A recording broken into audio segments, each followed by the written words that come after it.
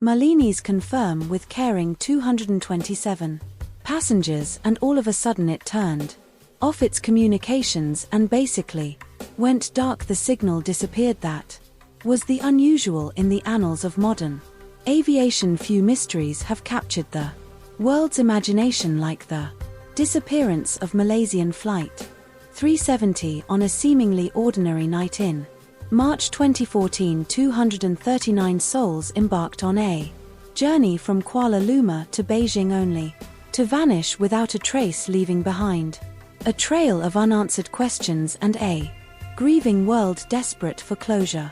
However, scientists have finally made a groundbreaking discovery about the current location of this mysterious aircraft, and this discovery is set to change everything we know about the missing plane. But what exactly is this astounding discovery, and why is it so crucial? Join us as we explore the latest findings by scientists regarding the Malaysian Flight 370. A few hours before the disaster on March 7, 2014, a crew from Malaysian Airlines was getting ready for a night flight from Kuala Lumpur International Airport in Malaysia to Beijing International Airport in China. Despite the late departure, the flight was expected to be straightforward, with a scheduled duration of just 5 hours and 34 minutes, landing them in Beijing by mid-morning.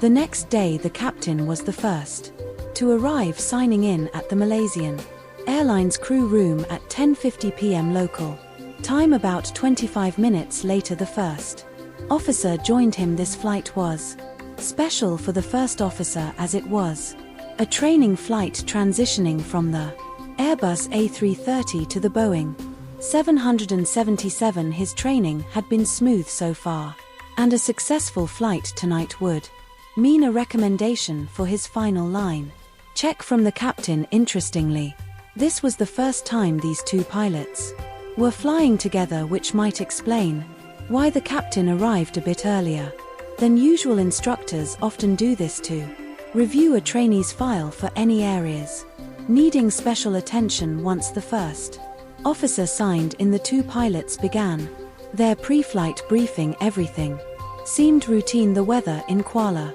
Lumpur was pleasant, dominated by a subtropical high-pressure system over Thailand, and conditions in Beijing looked equally good. The only concern was a strong jet stream about 2/3 of the way to their destination, which could cause some turbulence. Apart from that, the flight looked straightforward. There were no NOTAM's notices to airmen affecting their route, so the pilots turned their attention to the flight plan with confidence. Soon the camaraderie between the two began to build, with the captain offering tips and sharing anecdotes from his experience. They discussed the potential turbulence, agreeing on how they would handle it if it arose. With the pre-flight briefing complete, the pilots felt prepared and confident for the journey ahead. They headed to the aircraft, ready to embark on what they believed would be an uneventful and routine flight to Beijing. As they went through the details, the first officer's excitement about his upcoming final assessment blended with the captain's calm professionalism. Despite a few potential challenges, they knew they were well prepared for the journey ahead. The strong jet stream might bring some turbulence, but with clear weather on both ends and a solid flight plan, they felt ready to take on the night sky. With everything in order, the pilots completed their checks, ready to embark on what seemed like a routine flight. For their flight to Beijing, the pilots had two alternate airports listed. After considering both options, they decided on a final fuel load of 49,100 kilos. This amount was just right for the flight, neither too much nor too little, and provided about 7 hours and 31 minutes of endurance, 2 hours longer than the planned flight time. This extra fuel would soon prove crucial in our story. Interestingly, the captain was a seasoned 53-year-old with an impressive 33-year track record at Malaysia Airlines. He was married with 3 children and was an active community member. In his spare time he was involved in a local opposition party, helped deliver groceries to the elderly, and enjoyed tinkering with home electronics. Financially stable and healthy, he was seen as a reliable and respected figure in his community. His aviation career began in 1981 when he joined a sponsored program for Malaysian Airlines. After completing his training,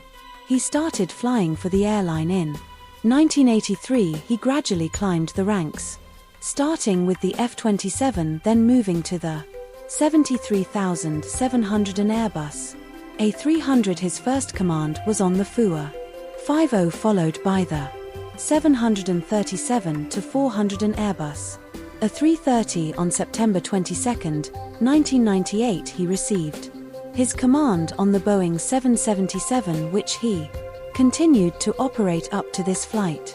His stellar record and seniority eventually led him to become a TYP rating instructor and examiner on the 777. By the day of this flight, he had accumulated over 18,400 flight hours, with 8,659 of those on the Boeing 777. The first officer, a 27-year-old single pilot, had an impressive yet relatively short career year. He joined Malaysian Airlines as a cadet in 2008 and started his journey flying the Boeing 737-400. In 2012, he transitioned to the Airbus A330 fleet by November 2013. Just a few months before this fateful flight, he moved to the Boeing 777. This flight was an essential part of his ongoing training. Although he had accumulated over 2,800 flight hours, only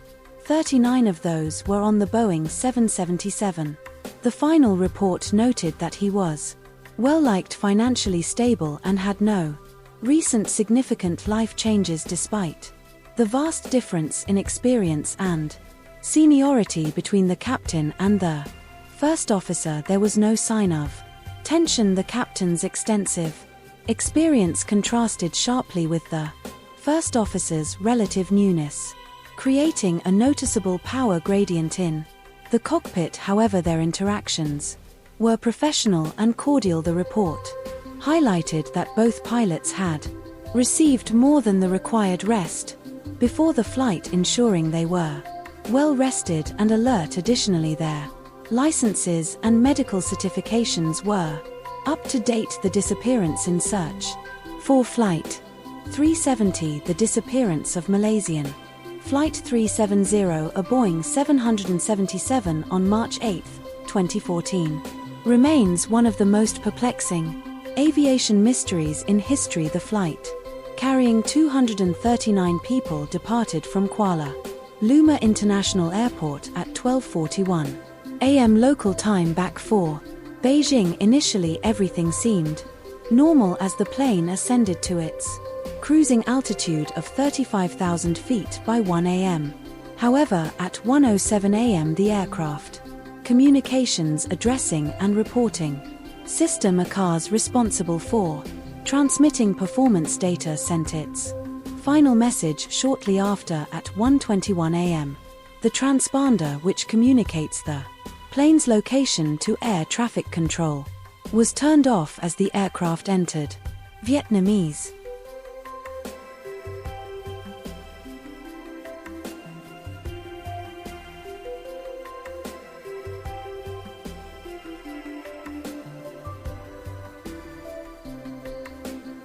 airspace. This mysterious chain of events continued. The final voice communication from the cockpit occurred at 1:19 a.m.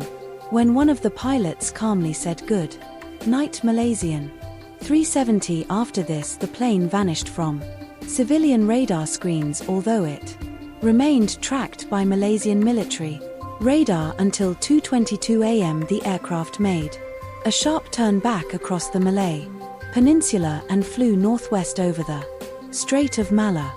The last military radar contact was recorded over the Andaman Sea. Despite disappearing from conventional radar, the search for Flight 370 became more intricate. An Inmarsat satellite, positioned in geostationary orbit over the Indian Ocean, picked up hourly signals or handshakes from the aircraft, suggesting it was still airborne long after radar contact was lost. The last of these signals was received at 8:11 a.m., indicating that the plane had flown for several hours beyond its last radar contact. This revelation significantly expanded the search area, adding to the complexity and intrigue of the unfolding mystery. At first, the search efforts focused on the South China Sea, where the plane was last seen on civilian radar, but as data suggested the plane had veered off course and headed west, the search area expanded to include the Strait of Malacca and the Andaman Sea. Then on March 15, the Malaysian government disclosed that analysis of satellite data hinted at the aircraft possibly following one of two arcs. One arc stretched northward over Central Asia while the other curved into the southern Indian Ocean. It wasn't until March 24 when Malaysian Prime Minister Najib Razak somberly announced the results of further satellite data analysis by IN Marat and the UK's Air Accidents Investigation Branch that the grim truth emerged: the flight had ended in the remote southern Indian Ocean, southwest of Australia, a location far from any land mass, making survival highly improbable. The vast and isolated expanse of the southern Indian Ocean presented immense challenges to the search operation led by Australia, China, and Malaysia. The multinational efforts scoured over 120,000 square km of the ocean floor. Despite this exhaustive search, no main wreckage was found, leading to the official suspension of the search in January 2017. This suspension dealt a devastating blow to the families of the passengers and crew who had been clinging to hopes of closure and answers. In January 2018, a glimmer of hope emerged when the Malaysian government enlisted the services of Ocean Infinity, a private company, to resume the search on a no-find, no-fee basis. Ocean Infinity utilized advanced underwater drones to meticulously scan a vast expanse of the ocean floor that had previously remained unexplored. Despite their cutting-edge technology and exhaustive efforts, this search also concluded in May 2018 without any breakthroughs. The disappearance of Malaysian Flight 370 continues to perplex aviation experts and enthusiasts alike, standing as one of the most enduring mysteries in the history of flight. Various theories have emerged to explain its vanishing act, ranging from technical malfunctions to sinister possibilities like hijacking or even pilot suicide. Following the disappearance, the Chinese government conducted thorough background checks on the Chinese nationals aboard the flight, finding no evidence linking them to terrorism or any violent activities. This tragic incident sparked significant changes in aviation safety and tracking protocols, prompting improvements in aircraft communication systems and the implementation of mandatory reporting of aircraft positions, especially in remote regions. The search for Flight 370 has been unprecedented in its scale and cost, involving countless resources, both financial and human, costing hundreds of millions of dollars, and the involvement of numerous countries and organizations. The use of WSPR protocol back in 2008, an American astrophysicist named Joseph Houghton Taylor Jr. began working on a fascinating project called the Weak Signal Propagation Reporter Protocol, or WSPR for short. Taylor, who had won a Nobel Prize in Physics in 1993 for his work on pulsars, was also a dedicated amateur radio enthusiast. WSPR is a protocol designed for low-power radio transmissions, studying how these signals travel over long distances, across low, medium, and high frequencies.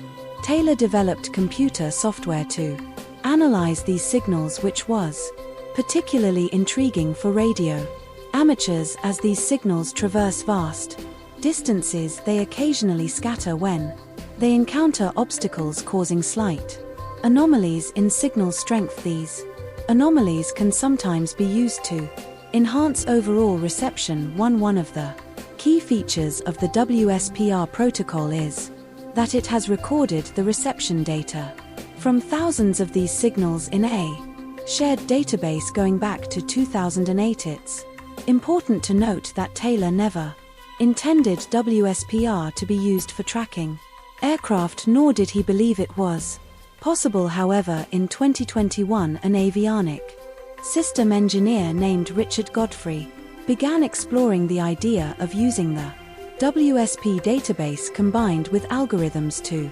search for anomalies in multiple simultaneous transmissions. He envisioned this as a kind of makeshift primary radar. Theoretically, if you know the exact locations of the transmitter and receiver along with the time of day and numerous other factors, you might be able to use tiny concurrent anomalies in several of these signals to track something like an aircraft. The exciting part is that this technology samples thousands of signals every 2 minutes, potentially offering much more information than was previously available. Godfrey realized this potential, and from 2021 onwards he and his colleagues Dr. Hannes Cotti and Professor Simon Maskell have been analyzing the WSPR database to search for traces of MH370. In a report released on August 31, 2023, they claimed to have found just that. What's truly fascinating here is that this analysis is based on verifiable stored data. Think of it like DNA evidence. In its early days, DNA wasn't very useful, but over time it has become incredibly accurate and invaluable. Similarly, there might be hidden insights within these radio signals. The team's data has significantly improved since their initial findings thanks to evolving algorithms. Their latest report offers a captivating narrative. Initially, the WSPR data matched up well with existing radar information until just before the waypoint known as Vampy. At this point, the data indicated that the aircraft made a turn to a more westerly direction. Following this turn, the aircraft's path ran parallel to the assumed track, but on a slightly more southerly course. This discrepancy could be due to the inherent imprecision of the technology or the radar, especially since the radar was operating at the edge of its effective range. The WSPR track continued northwest, intercepting the arc from the first in Murat handshake precisely at 228:15 AM. The data then suggests that the aircraft continued towards a point known as Seob, where it made a left turn towards Iran. This behavior aligns with what other experts have predicted. The aircraft likely maneuvered to avoid military radar detection and additional scrutiny by air traffic control. It's important to highlight a few key points. The WSPR data doesn't indicate a straight path down into the southern Indian Ocean. Instead, it reveals a series of turns, each directed towards an existing waypoint but never following the same airway. This pattern suggests that the aircraft was still being actively piloted, carefully avoiding established airways to prevent potential traffic conflicts. Remember, the aircraft would not have been visible on the Traffic Collision Avoidance System (TS), nor could the person flying it see other traffic if the goal was to avoid detection. This kind of behavior makes perfect sense. It would make the aircraft's ultimate destination very difficult to predict, even if it was being partially monitored. The WSPR data also revealed that the aircraft seemed to slow down during 2 different intervals of its jagged flights southward, hinting at possible step climbs. However, what truly fascinated me was how the WSPR data nearly perfectly matched all 7 of the Inmarsat handshake arcs, which is universally accepted data as the flight neared its end. The WSPR positions indicated something very peculiar. It appeared the aircraft started flying in a figure 8 pattern between the 6th and 7th handshakes. This would have been around the time when the aircraft was expected to be running out of fuel. The Boeing 777's radar compensating system is designed to handle asymmetric thrust after an engine failure, meaning the aircraft wouldn't perform such a maneuver on its own. Therefore, if this pattern was indeed flown, it must have been a deliberate act by whoever was controlling the aircraft. Speculating on why someone would do this is challenging, but at that time it would have been daylight in the area with clear weather. It's possible this maneuver was done to look out for ships nearby, ensuring that the aircraft's final resting place wouldn't be easily spotted. The burst frequency offset from the Inmarsat data suggested that the aircraft might have been in a very steep descent during the last log-on handshake, possibly as fast as 14,500 feet per minute. However, this steep descent doesn't necessarily mean the aircraft just dove straight into the sea. This analysis of WSPR data aligned with the Inmarsat handshakes. The excellent report by Captain Blee and Jean-Luc Meehan introduces a fascinating possibility. The right engine of the aircraft might have flamed out due to fuel starvation. This could have prompted the person in charge to start the auxiliary power unit APU and open the crossfill valve to make the most of the remaining fuel.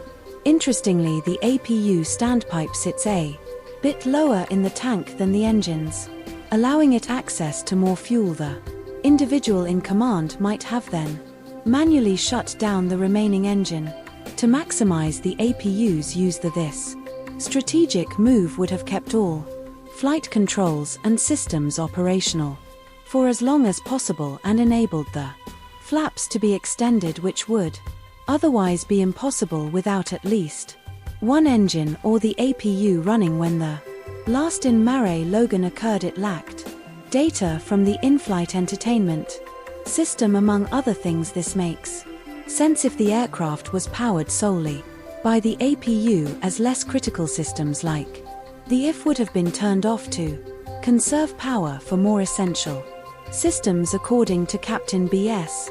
calculations, if the aircraft was in a rapid dive, it could have ended up very close to the 7th arc. Alternatively, if it was flown to maximize its glide and touch down with flaps 30 selected, it could have ended up as far as 67 nautical miles further south. The WSPR data indicated a possible last position at 8/19 and 37 seconds, and after that no more correlated anomalies were found. We know the aircraft ultimately crashed into the ocean in or near the already searched area because parts of the aircraft, both internal and external, have been discovered a frail of debris. The mystery of MH370 deepened further when the first piece of debris wasn't discovered until July 29, 2015. A part of the right wing known as the flaperon washed ashore on the French island of Reunion, far from the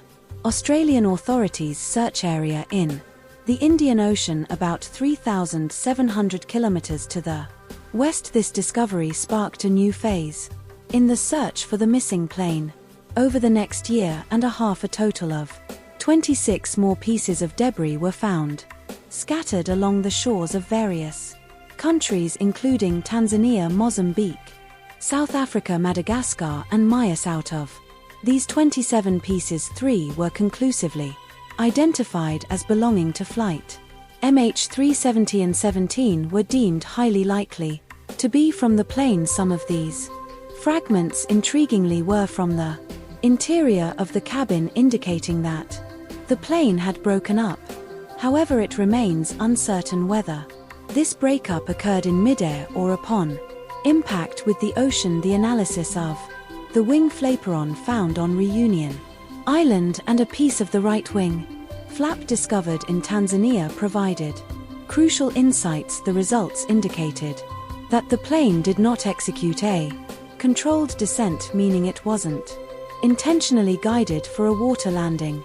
This finding suggests a more chaotic and uncontrolled end to the flight. Some experts theorize that Flight MH370 might have struck the water in a near vertical position, which could explain the scattered debris and the condition of the recovered fragments. The evidence gathered from these debris pieces has been instrumental in piecing together the plane's final moments, yet many questions remain unanswered. Now it's time for today's subscriber pick. Scientists finally found the location of Malaysian Flight 370. The mystery that baffled the world for years might finally be solved amidst countless theories. One stood out for its intriguing geopolitical implications. In 2014, during Russia's controversial annexation of Crimea, some speculated that Russian spies hijacked MH370 to divert attention from their actions as Russian forces moved into Crimea and held a contentious referendum. The international community, including the US and EU, imposed sanctions on Russia. This tense backdrop gave rise to the theory that MH370 was deliberately diverted to a remote area in Kazakhstan. Reports of unusual military activity and the presence of Russian personnel in the region bolstered this claim. Kazakhstan, a close ally of Russia with a capable international airport, was suggested as the perfect hideaway for the Boeing 777. Supporters of the theory noted the plane's last known flight path over the Caspian Sea near the Kazakh city of Alma, where its transponder signal was lost. The involvement of Kazakhstan's President N. Sultan Nazarbayev, a key ally of Vladimir Putin, further fueled speculation. Although the theory lacked concrete evidence, the recent discovery by scientists has reignited interest and opened new avenues in the quest for the truth behind the disappearance of MH370. What do you think about this theory? Let us know your thoughts in the comments below. Possible causes of Flight 370 disappearance. The disappearance of Malaysian Flight MH370 on March 8, 2014 remains one of the most perplexing mysteries in aviation history. Among the various theories proposed to explain the plane's vanishing, the idea of a hijacking has been extensively discussed. This theory explores the possibility that someone took control of the plane and intentionally flew it off course right after the plane disappeared. Widespread speculation arose about what could have happened. The fact that the aircraft communication addressing and reporting system, ACARS, and transponder signals were lost led many to believe that something unusual had taken place.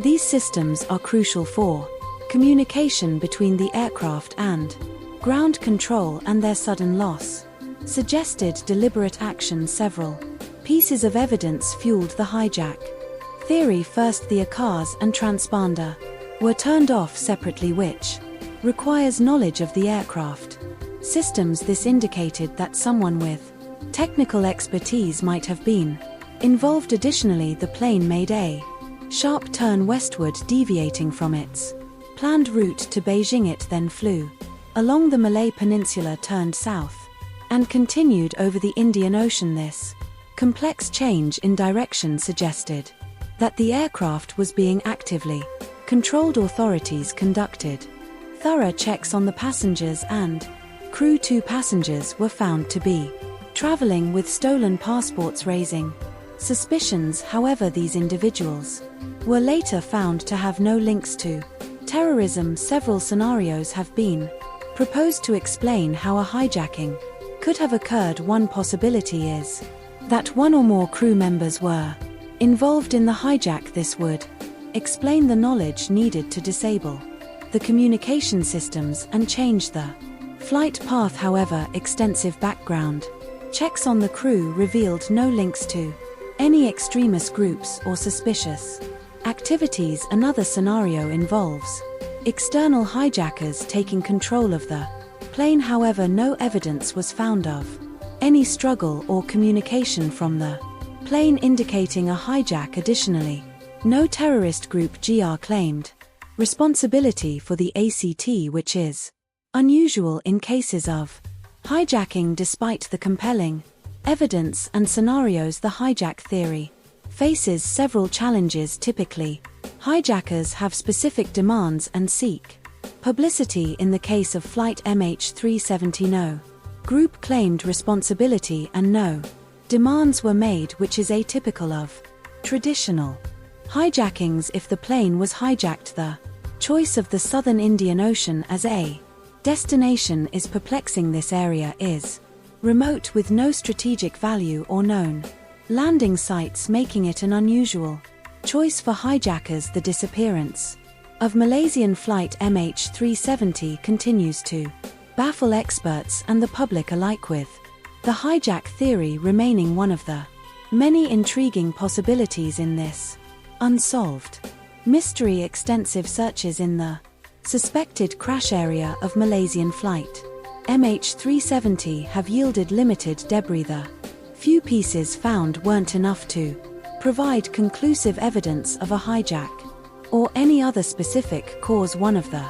most debated explanations for the disappearance is the theory of mass murder-suicide by the pilot. This theory suggests that Captain Zahari Ahmed Shah, the pilot of the flight, deliberately crashed the plane, resulting in the deaths of all 239 people on board. Born on July 31, 1961, Zahari joined MIA Airlines and had a reputation for being highly skilled and competent. He was known among his colleagues as a meticulous and passionate aviator who loved his job. Outside of his professional life, Zahari was an avid aviation enthusiast and even built a home flight simulator which he used frequently. However, Zahari's personal life was fraught with difficulties that may have contributed to the mass murder suicide theory. In 2016, New York Magazine reported that Zahari had flown a simulated route over the southern Indian Ocean less than a month before the plane vanished. This simulated flight close matched the final known path of Flight MH370, raising suspicions that Zahari had premeditated the crash. Investigations into Zahari's personal life revealed that he was experiencing significant marital problems at the time of the disappearance. He was reportedly estranged from his wife, with whom he had 3 children. Friends and acquaintances described him as a lonely and troubled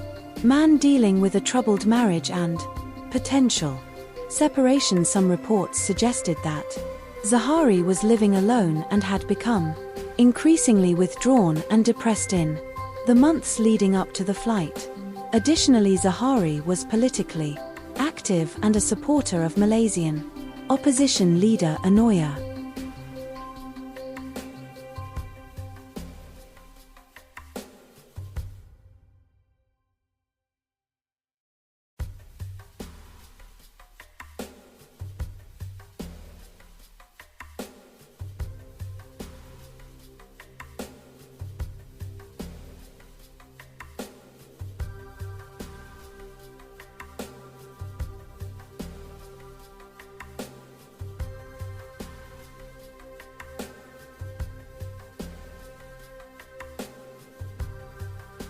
Ibrahim. On the day of the flight, Zahari attended a controversial trial where Anoya Ibrahim was sentenced to prison. This political connection led to speculation that Zahari might have been driven by political motives or personal despair related to the trial's outcome. The mass murder-suicide theory posits that Zahari intentionally disabled the communication systems such as the aircraft communications addressing and reporting system ACARS and the transponder to avoid detection. This action would have required significant knowledge and expertise which Zahari possessed. After disabling these systems, Zahari is believed to have manually altered the flight path, taking the plane off its intended route to Beijing and flying it into the remote southern Indian Ocean. Supporters of the theory that Captain Zahari Ahmed Shah deliberately crashed Malaysian Flight MH370 believe his actions were very deliberate and carefully planned right after the last communication with air traffic control. The plane made a sharp turn westward, then it changed direction again over the Malay Peninsula and headed into the Indian Ocean. This suggests someone was actively controlling the aircraft. Extensive search efforts, which included satellite data and ocean mapping, showed that the plane continued to fly for several hours after losing contact. This long flight could mean that Zahari was purposely steering the plane to a remote area, making it very hard to find. Even though this evidence seems strong, the mass murder-suicide theory has big challenges. First, there is no clear proof that Zahari meant to crash the plane. Investigators didn't find a suicide note or any final message from him. While Zahari's personal and marital problems were noted, they don't clearly explain why he would do something so extreme. Zahari's psychological profile also raises doubts. He was described as lonely and dealing with issues, but friends and colleagues found it hard to believe he would do such a thing. They saw him as a kind, responsible person who loved flying and cared about his family and friends. After some debris was found, some people thought Flight MH370 might have been shot down, but no evidence of missile shrapnel or other projectiles was discovered as the investigation into the disappearance of Malaysian Flight MH370 nears its conclusion. A new theory surfaced. One theory suggests that Russian spies might have hijacked Malaysian Flight MH370 to divert attention from Russia's actions in Crimea. At that time, Russia faced international scrutiny for its involvement in Crimea, a region in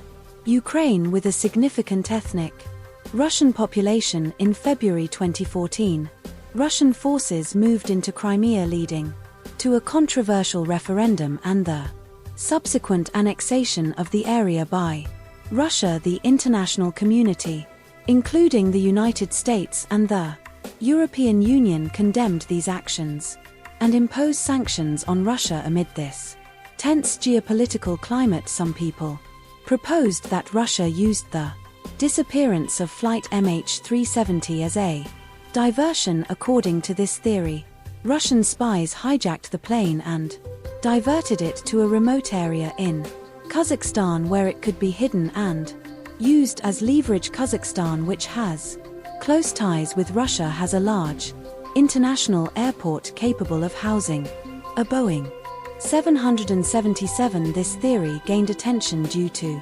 reports of unusual military activity and the presence of Russian military personnel in the region. Supporters of this theory noted that the plane's flight path took it over the Caspian Sea, which borders Kazakhstan, and that the plane's transponder signal was lost near the Kazakh city of Alma. Additionally, Kazakhstan's president Sultan Nazarbayev was a key ally of Russian President Vladimir Putin, further fueling speculation. Despite these intriguing connections, there was no concrete evidence to support the theory that Russia was involved in the disappearance of Flight MH370. The investigation found no proof of Russian involvement, making this theory purely speculative. While theories about the plane's fate remain abundant, none can definitively explain what happened to Malaysian Flight MH370. The debris found only fueled further speculation and theories about the plane's mysterious disappearance. What do you think happened to Malaysian Flight MH370? Let us know your thoughts in the comments below.